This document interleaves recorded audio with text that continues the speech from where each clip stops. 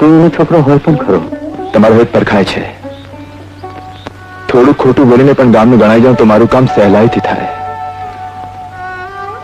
પણ સાચો પ્રેમ મેળવવા મારે છૂટાણાનો આશરો નથી લેવો ભાવજી. તો કોટ કપાળ. બીજી એક વાત છે ભાવજી, રતનની પણ પરણવાની મરજી 100 છે. ત્યારે જેસલની બીક ખરી? બીક ખોટી ભાવજી. રતનનું કામ મારું કામ માન્યું, જીવના તરફ ખેંચાયો એટલે. અને ખાતરી થઈ ચૂકી છે આમ બંનેની કે અમે એકમેક માટે જ ખડા છીએ. ભગવાનની જો ઈચ્છા હશે તો એમ જ થશે. તારી સચ્ચાઈ મને મનાવી ગઈ ને તારી લુચ્ચાઈ હેત ઉભરાવી ગઈ. આ હેત ઉભરાય છે એટલે જ આ સંતને સંસારીની જેમ રમવું પડશે. પાય લાગુ બાવજી. જય ખોડિયાર. આવો બાવજી, બેસો.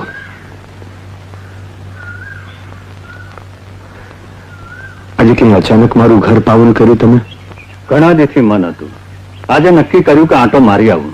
સારું કર્યું આવ્યા. હું જો કે થોડા દિવસથી મૂંઝાયેલો રહું છું. કેમ? ખોટું નહીં લગાડતા, પણ પેલી બલા જે તમે મંદિરમાં ઘુસાડી છે ને, એની જ રામાયણ છે બધી. ભલા ભૈરવ્યો એને વળી શી ધમાધમ કરી? શી બાકી રાખી છે? રતન પર ભૂરકી નાખી છે એવી કે સગા મા બાપને છોકરી ગાંઠતી નથી. તમારી પાસે જ લાવવાનો હતો એને.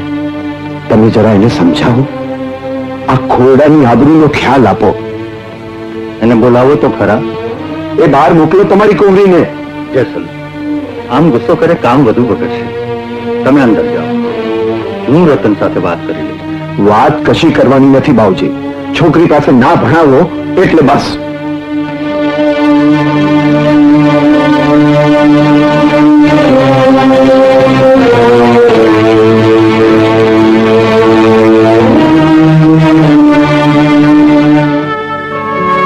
રતન, તારા બાપુ શું કહે છે? તારા મા બાપનો વિચાર તો તું જાણે છે. તારો શું વિચાર છે? મેં ભૈરવને વચન આપ્યું છે બાવજી. ભૈરવ જ કહે કે આ ગામમાં મારે ઝઘડો કાઢવો નથી તો? બાવજી, ભૈરવ એવું કહે જ નહીં. પણ મેં મનાવી અને માની જાય તો? ભૈરવ માને જ નહીં. મોડામડ કહે તો કબૂલ ને? કબૂલ. બાવજી, રતન હવે માની ગઈ છે. હવે પેલા રખડેલને સમજાવો, નહીતર ગામ બહાર કાઢી મૂકશે. આપણે બધા મળીને એને સમજાવશું. પણ એ નહીં માને તો? નહીં શું માને, એનો બાપ પણ માનશે. છે જ ક્યાં? એની જ તો મોકાણ છે બધી. ને એવા નગરોળ ને રવાડે ચડી છે આપણી આ. ડરોને તો તમે ઓળખો છો. એ મારું એકલાનું નહીં માને. કાલે તમે શામળભાઈ, હરિભાઈ ને બેન ને લઈને મંદિરે આવજો. મોટો રાજકુમાર ખરો ને. છોકરીને હાથમાં રાખવી છે ને, ખીલે બાંધવી છે, ખીલે બાવજી. એ થશે, પણ જરા ધીરે ધીરે. કાલે મંદિરે આવો, ફેસલો આવી જશે.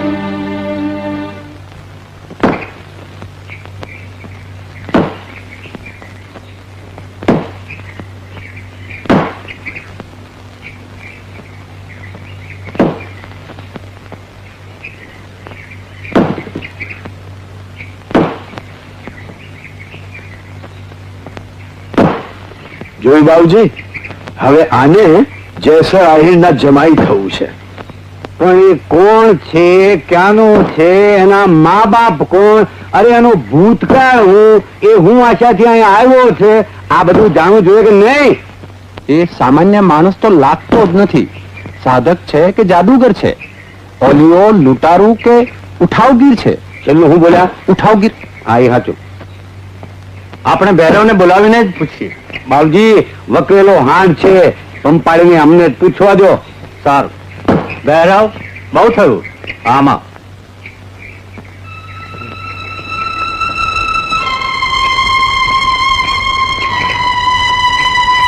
જો ભૈરવ, આજથી અમે વિચાર કર્યો છે કે ગામની ગોવાળી તને આપવી.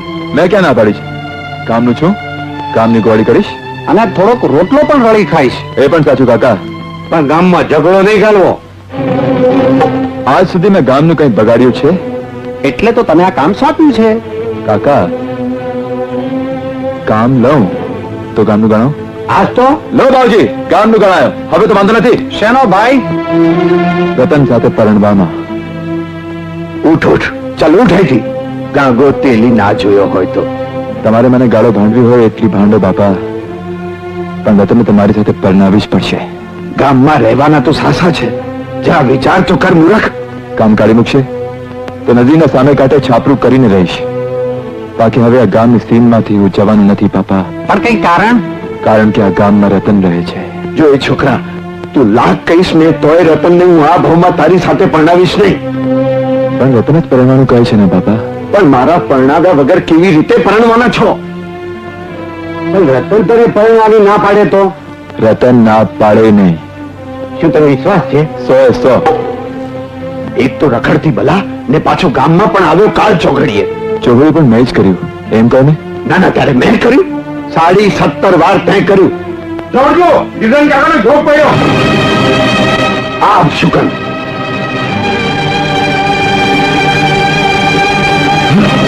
અંદર હા ચલી જાઓ સ્ટોપ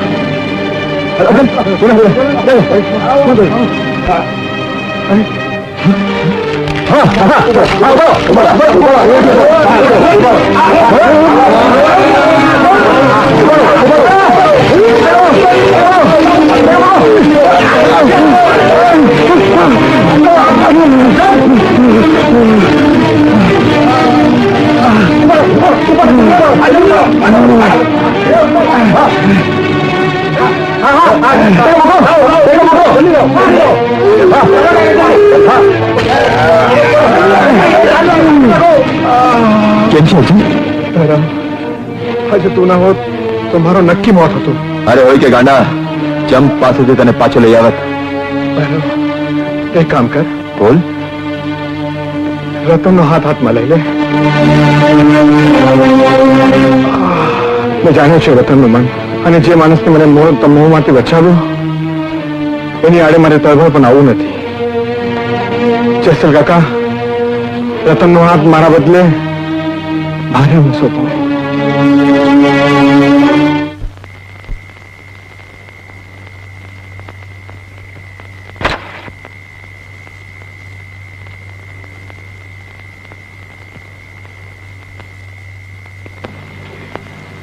ભાઈ આ તો બકરું કાઢતા ઊંટ પેઠો આ તો મારો અર્જણે ખસી ગયો એટલે ભૈરવ હવે વધારે કૂદશે પણ હરિભાઈ હું કોઈ હિસાબે મારી છોડી એને આપવાનું નથી હા પણ આ બન્યા પછી ગામ આખું ભેરવની પડખે ઉભું રહેશે આમ ગુસ્સો કરે માર્ગ નહીં નીકળે રસ્તો છે સાપ મરે એને લાકડી ભાગે નહીં તો એનાથી બીજું રૂડું શું કો શું છે જો આ ભૈરવ ફક્કડ રામ છે એ છે રેવા છાપરું નથી તે નથી શ્યામળભાઈ મુદ્દાની વાત કરો જેસલ આહિરની છોડી એમ કે રસ્તામાં નથી પડી હાથે પગે હોય એવા માણસને આપવા હા એ જ તો મુદ્દાની વાત છે સગપણ તો ગોઠવીએ પણ રીત પ્રમાણે દાગીના ને કપડા તો ચડાવવા જ પડશે ને હા હું સમજી ગયો પણ હું ન સમજ્યો જો જેસલભાઈ તિરંગનો જોગ પડ્યો અને બાજી પલટાઈ ગઈ ભૈરવ કપડા ને દાગીના લાવી શકે એમ નથી આપણે એક લાંબી યાદી બનાવીએ અને ત્રીજે દિવસે શક પણ ગોઠવીએ લઈ આવે બાપડો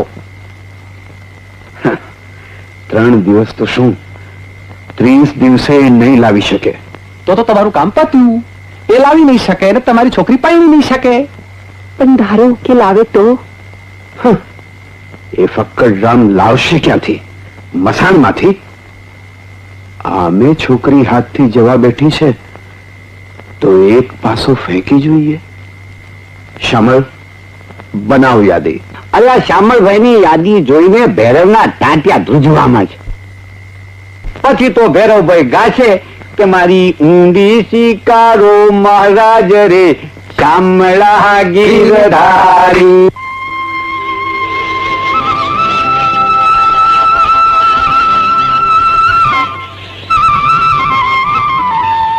યાદી તો બહુ લાંબી છે ભલે ને રહી આટલા બધા કરીને તું લાવીશ ક્યાંથી લાવીશ બાપજી તને ખબર છે આમાં શું શું લખ્યું છે લાવો ને મારી પાસે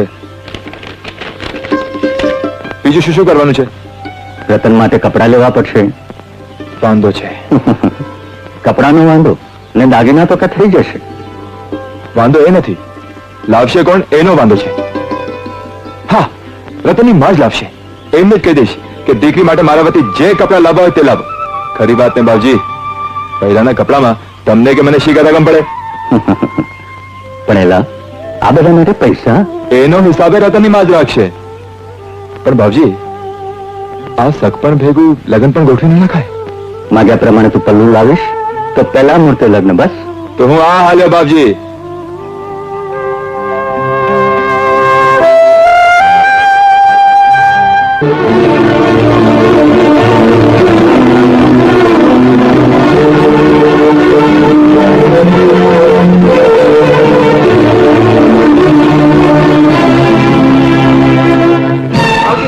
બાબુજી, પાછળના ગામમાં ધાડ પડી છે. ધાર હા, હું મૂકીને ખબર આપવા જાઉં છું.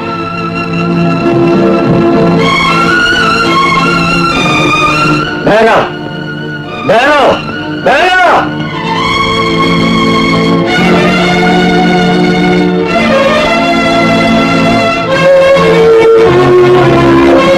કેશરભાઈ ઘરે આવી ગયો. ત્યારે આમ એની યાદી જોઈને ભાઈનો પસીનો વળી ગયો લાગે.